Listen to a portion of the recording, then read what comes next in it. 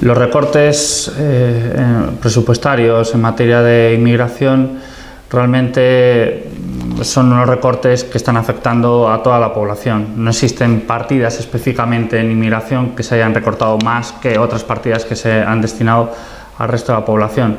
Lo que hay que tener en cuenta es que la pobreza, la exclusión social afecta en un mayor grado a la población inmigrante que a la población autóctona.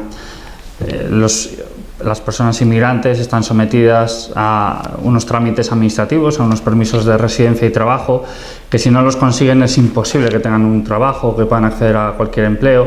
No tienen normalmente esa red social, familiar, de parientes, que normalmente pues, a las personas españolas pueden recurrir en el caso de esa pérdida de empleo.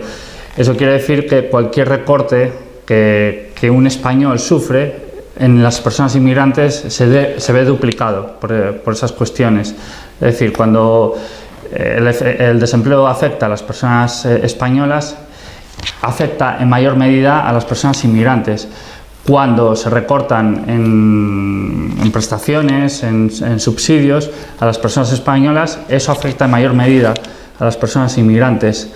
Cuando existen menos recursos sociales, a las personas españolas, afecta en una mayor medida también a las personas inmigrantes.